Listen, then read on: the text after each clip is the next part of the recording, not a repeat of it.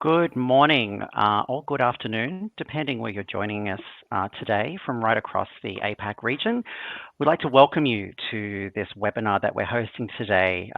We'll be spending the next 30 minutes together sharing some key highlights from our latest What Matters 25 trend report. This is the fifth trend report in the What Matters series released by Humanate in partnership with our colleagues at Space Doctors. And today we'll be taking you through some of the key highlights of what consumers right across the globe and focusing here in the Asia Pacific region are telling us matters to them in the year ahead, and how brands are tapping into those emerging trends to capitalize on them and to ensure they maintain a solid connection with their consumer base. My name is Matt Jorgensen. I am the head of our Australian business based here in Sydney in Australia, and I have my colleague Jen joining us today. Hi, I'm Jen.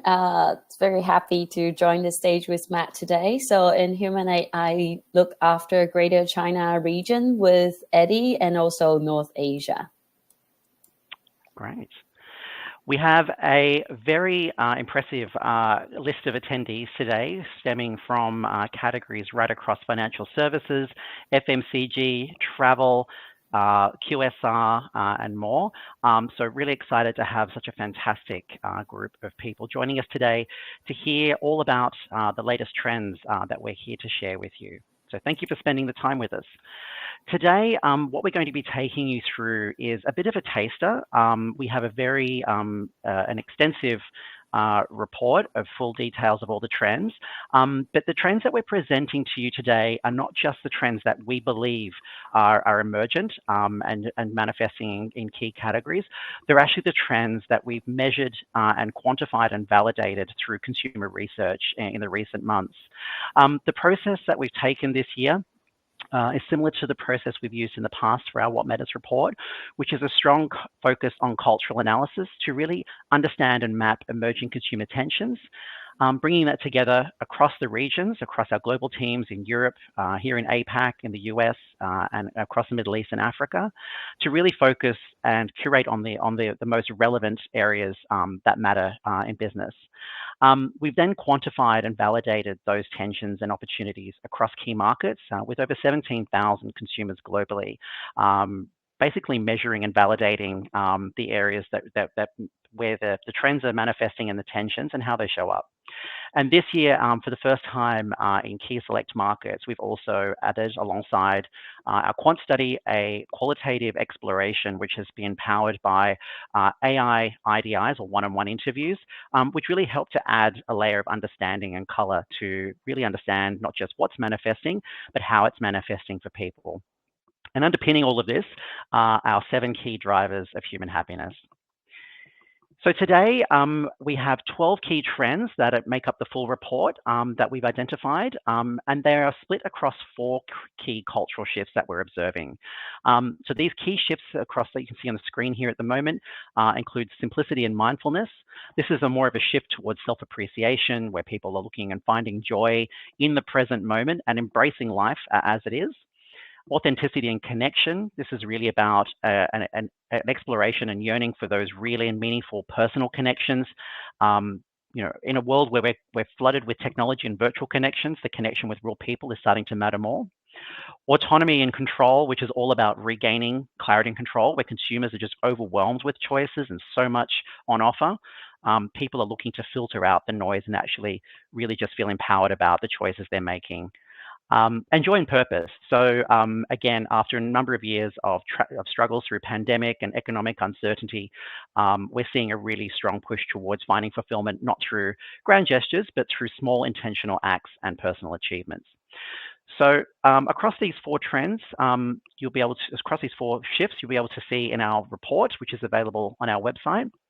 You'll be able to download the full report and explore all 12 trends in all of their detail, alongside some really interesting examples of brands across the globe who are showing up and capitalizing on those trends. There is a QR code there if you want to grab that to be able to access the report, or alternatively, you can head across to our website at wearehumanate.com and download a copy of that there for you. So for today, we're going to be focusing on zooming in on 4 of the 12 trends.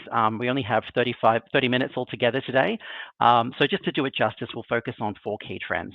The first trend we're going to talk about is reflective contentment, which is really about celebrating who you are rather than dwelling on what you might lack effectively. So it's really about celebrating and enjoying the happiness of who you are as a person.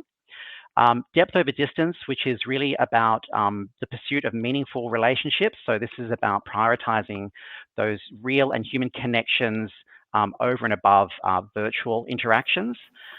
Micro joy, this is all about embracing really small moments of fun, which is really designed, I think, for most people. They see it as an opportunity to escape the stress of modern life. And lastly, the silver renaissance, the shifting perspective on aging and a celebration of aging, and recognizing that later stages of life are actually an opportunity to reinvent oneself and to take on new opportunities in that stage of life. So to lead us into our first trend on reflective contentment, I'm going to hand over to Jen to take us through. Thanks, Matt.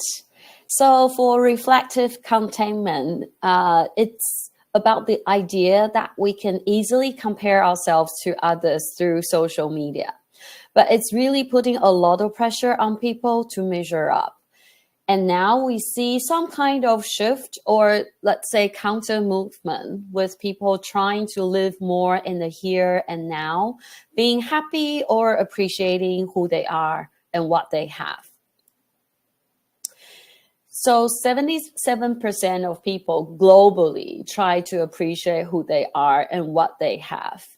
People in Asia are celebrating self-acceptance like never before, shifting away from previous societal pressure to conform or present a perfect image. Take the MBTI personality framework, for example. It has become hugely popular in China and in many places across Greater China region, that it's becoming a genuine conversation starter. In fact, in some bars, they even name cocktails after the personality type. So when you meet someone, people can tell what personality type are you through the cocktail that you've ordered. And also in job hunting website, you have to some request that you tell them what kind of MBTI personality type are you. And in the photo, you can also see people hosting birthday parties or networking events using MBTI as a conversation starter. This has been encouraging people to recognize their unique strength and weakness rather than conforming to a societal expectation. Gen Z in particular is rejecting the pressure to project a flawless image in favor of authenticity. Take the example of Colgate, a brand traditionally focused on promoting perfect oral health. Recently, Colgate has shifted its messaging to embrace individuality and uniqueness. So in this campaign, you can see the Free Your Smile movement is actually embracing everyone's perfect smile, despite what kind of oral unique shape that they have on their teeth. This change, we think, reflects a broader trend in branding where companies are recognizing that consumer value authenticity over unattainable perfection. So think about this Colgate example, and I think it would be a great opportunity for brands to think about what they can do outside of the current norm. For example, what's the new definition of the end benefit means today for your category if you're looking from the perspective of reflective contentment? Or how can a brand align with consumer reality and then be the one to challenge the category norm so you can be perceived by the young consumer or all consumers thinking that you are more relevant in today's world? Then let me pass the stage to Matt to talk about depth over distance. Thanks, Jen. So our next trend that we're focusing on is really about this pursuit of meaningful relationships. We, as many of you can probably relate, over the last few years, we've spent a lot of time together on video calls, family WhatsApp groups, and digital connections. And what we're starting to see is that although digital connections have become part of our everyday life, we're starting to see a pushback against this as a social norm, and people looking for more meaningful connections over the virtual interactions that have become such a common part of everyday life. So what's quite interesting is that when we look at our world today, we're hyper-connected, but we're actually experiencing in many countries a loneliness epidemic. There's a lot of research that's out there at the moment showing that people who experience loneliness are actually 4 times more likely to have chronic disease, 4.5 times more likely to experience depression, and over 5 times more likely to have worse physical health outcomes. And it's such a problem across the globe. The WHO has recently announced that this has become a global health priority for them. And they're investing substantial resources in looking at opportunities to combat loneliness right across the globe. When we spoke to our consumers across the globe, 62% of them told us that they felt it's now harder than it's ever been before to actually build a meaningful relationship with someone else. And this is not something that's just restricted to older people. I think sometimes that's a stereotype that we sometimes think of and see, but actually this trend is manifesting right across generations, from Gen Z through Gen Y, Gen X, and also in older generations in the baby boomer community. And if you look across markets, so you can see here, if we break out this down by key markets, right across the Asia Pacific region, you can see it's manifesting. Granted, to different degrees in different markets, but definitely a prominent issue that many of our consumers will definitely be facing. And as people tell us, yeah, tech has connected us and it's created a lot of great opportunities, but it's also created some of these problems of isolation. And this quote from a consumer here, a Gen Z consumer, tells us, I think puts it really clearly, really believing that social media is a hindrance to building those deeper connections with individuals. And ultimately what we end up with is these kind of superficial or, surface level connections that lack that depth of connection that maybe we're craving as people. Some brands who are tapping into this emerging trend one is Heineken. So recently Heineken launched a campaign called The Boring Phone. And for those of you who are old enough to remember the world before smartphones, basically there used to be a time when you didn't have social media in your pocket. And people would actually watch events live. And what they've done here is really tapped into the idea that people are spending all of their time watching concerts, watching events through their phones as they try and record it. They're on their phones constantly texting and posting whilst they're out with their friends, and they're not really experiencing the moment. So what they did is they launched an initiative at events where they would project infrared QR codes on the walls of concerts and things with messages asking people to put their phones away. And the QR code linked to an app which turned your smartphone into a boring phone. So you can see on the slide on the bottom right, effectively turning your iPhone into a Nokia of the circa 2002. But the idea being getting people to live in the moment and put their phones down and actually connect with one another. In the financial services space, Clio, which is an AI-driven financial management app, offers a human-like chat interaction with its AI assistant. But what they've done here, despite the fact that they are a tech brand, and obviously this is a trend about connecting with people, what they've done is they've used their assistant to connect with people in much more human ways. So even for tech brands or for financial services brands, where sometimes the service interaction is more distant, there are still opportunities for brands to connect in more human ways and to actually build that closer rapport with people. So you can see in this chat example here, it's got quite a bit of an attitude. It's basically giving some very witty responses in terms of people's financial perspectives. So yeah, a really nice way of tapping into a trend despite some of the category challenges related with that. So some thought starters for brands looking to capitalize on depth over distance. It's some questions to ask yourself. What is it that you and your organization can do to prioritize those meaningful connections that are important for your consumer? And asking yourself, do you know what the most important moments for your consumer are? Do you know what are the best opportunities and most important moments for your consumer where it would be meaningful to foster that connection? And are you showing up in ways that bring genuine empathy and authenticity to your interactions?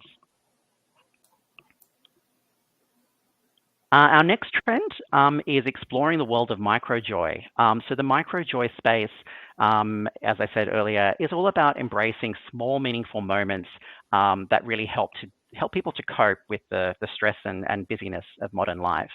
And this is a trend that has been present in some of our past What Matters reports through small moments of happiness, that sort of thing.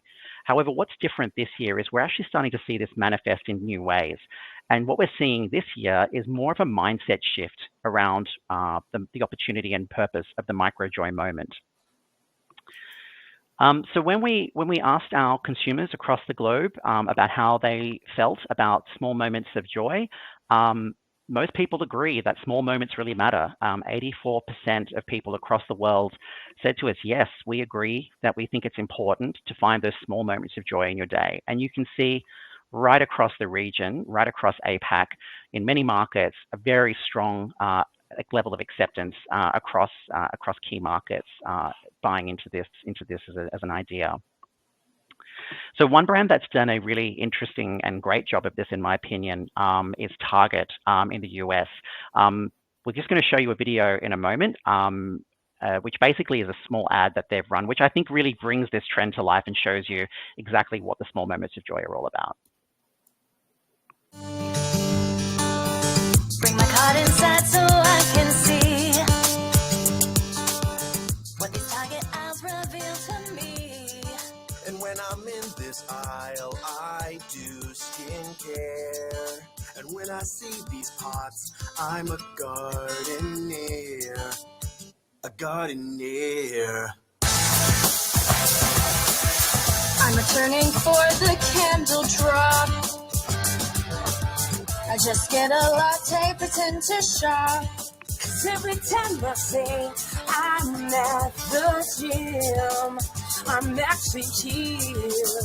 This sponge is everything to me. We came here for perfume And what did we? and when I'm checking out, I'm actually checking out me. Yeah, so a really great example of a campaign that brings that kind of fun and effervescent moment to life in a really exciting way. And I think what we're seeing with this trend this year is it's not just about having small moments of joy to yourself, but it's actually about releasing the inner child in a way and making kind of what might seem a little bit crazy more normal. Another great example is Jellycat. This has become a worldwide phenomenon, and they're really doing a great job of enabling adults to reconnect with that childlike fun, despite the fact they're now in their 20s, 30s, and older. They're running pop-up stores right across the globe in Europe, in Asia, and here in Australia. And you can see one of those here on the video on the right, the Jellycat patisserie, where you buy your plush toy and it's almost like a patisserie experience where they're pasting on imaginary cream and things like this as part of the experience. And the staff are almost actors in character in that moment. And what's interesting with this product and this brand is that if you think about plush toys, they've been around for many, many years. But as you can see on the left side, they're actually selling these at a very high premium. So again, they've done a great job of tapping into a value equation that plays off well with consumers. So some thought starters on microjoy. How can your brand offer a moment of lighthearted fun? And what are those moments where it would make sense for you to show up in that way for your consumer? And it's really about them thinking, how might you create those small moments of lighthearted joy with the people that you're engaging with? So I'm going to hand back to Jen to take us through our next and last trend. Thanks, Matt. I don't know how many of you actually bought a Jellycat doll, but it's the most talked about and mentioned pop-up store and event in Shanghai in December last year. You know, even my nail artist was doing Jellycat nail patterns and then have a competition on that. So the next trend, silver renaissance. So this is about how aging used to be a time to slow down, relax, take it easy. But we now see a growing trend of embracing this as a time for reinvention. So we see people starting new hobbies, discovering new passions, start sports, or even start a social media career in their 80s. I don't know how many of you has been paying attention of the different markets that we've been sharing. I just want to invite all the audience to do a quick poll. You can see on the poll button that which market do you think has the highest score on this trend? So take a guess. Here is some example that we've seen from China. As people getting older, they also want to do a lot of things that they didn't have the time before while they were working hard to gain what they have today. But as an empty nester, kids moved out before they have grandkids and they have really nice allowance every month. It's time for them to rediscover themselves. So you see some silvers starting to be the key opinion leaders in social media on working out in the gym or even working out in the parks. And you see a lot of 70 plus influencers in the red promoting about still living a nice life, live for yourself, live in the moment, and promoting that. So if you did take the poll, here's the answer. So actually 71% of people globally believe aging is an opportunity to reinvent yourself. We see some markets more open to this trend than others. However, it transcends generations, so from Gen Z to boomers.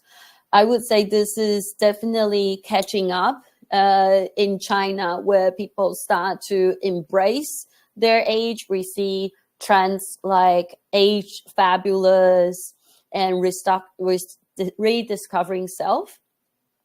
It's not a surprise to see that baby boomers in particular are truly leading this reinvention moment. So faced with emptiness syndrome and changing social structures as China population ages, many of the Shanghai senior citizens have turned the IKEA canteen into an unlikely dating site. So a group of senior singles has been gathering weekly at the Swedish furniture giant's IKEA's Xuhui outlet in the city of Southwest. So in the video, you can see they are actually going out and meeting people and just rediscover their teenage self again. Through our creative crowdsourcing, so we have an ICOT network, that's our creative crowdsourcing network. We've also briefed all the creators and discovered effective ways to engage the silver generation without directly referencing the age, because they don't see themselves as aged.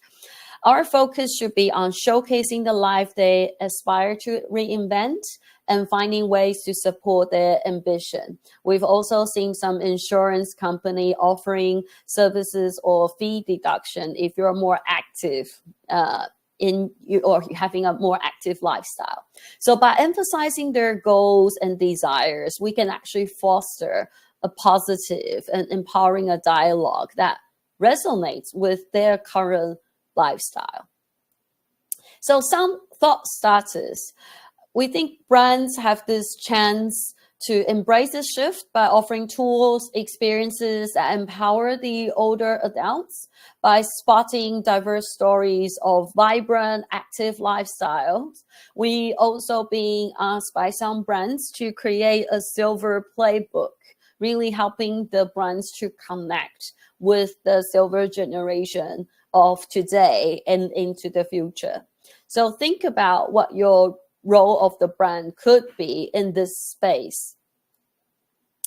So thank you for listening, and hopefully you found it interesting. So again, as a next step, you can download our report to find out the whole 12 trends. And it's not the end.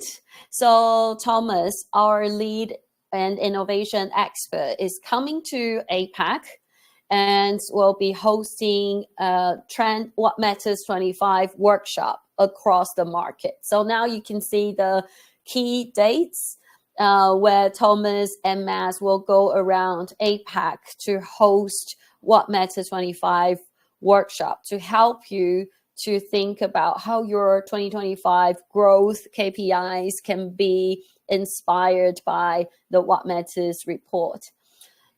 If those dates don't suit you, don't worry, reach out to us. We have APAC What Matters champions that you can also see on the list. So we have Daniel in Southeast Asia, Eddie and I will cover Greater China, Matt in Australia for sure.